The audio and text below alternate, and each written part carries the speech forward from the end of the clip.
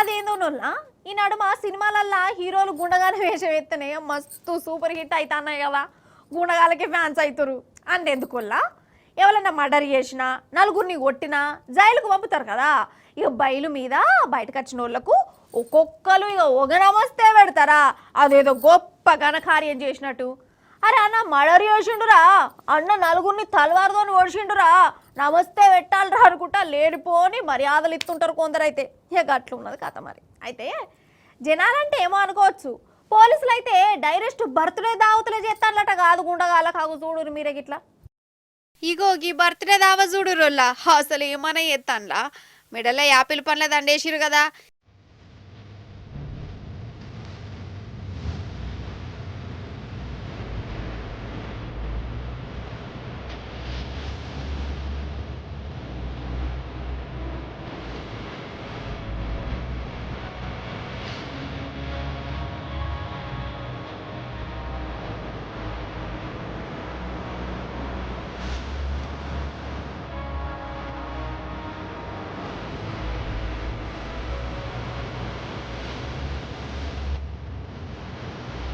ఇంతకు యోధుడు వీరుడు శూరుడు సంఘ సంస్కర్త ఎవలంటారా?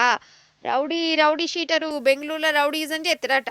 ఇక రౌడీలు అన్నప్పుడు అత్తగారింటికి పోయొచ్చినట్టు అప్పుడప్పుడు అరెస్ట్ అయ్యి జైలుకు పోతారు, మళ్ళీ బయటకు వస్తారు కదా. అయితే ఈ రౌడీ షీటరు మొన్న సంటార్ జైల్లో పడ్డాడు. ఈయన పేరు సీన్ అట, సీను. ఈయన బర్త్డే కూడా ఉన్నదట మొన్న.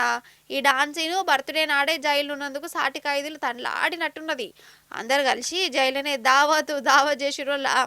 అవి కేక్ ముక్కలు తెచ్చిరు, పండ్ల పరాలు తెచ్చి రౌడీ గారికి మాలేసి హ్యాపీ బర్త్డే అనుకుంటా సంబరాలు చేసుకున్నారు.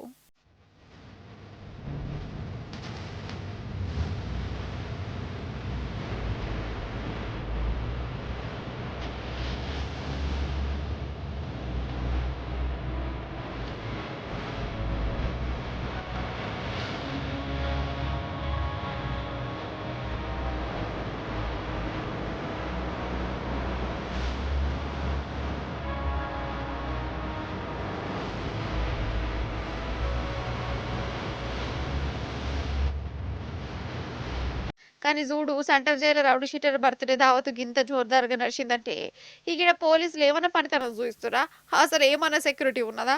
అసలు నన్ను అడిగితే ఈ బర్త్డే సంబరాలను పోలీసుల దగ్గరుండి ఇంతజాం చేసినట్టు కొడుతుంది. లేకుంటే గింత జోర్దాగా ఎందుకు అవుతుందో దావతు కదా.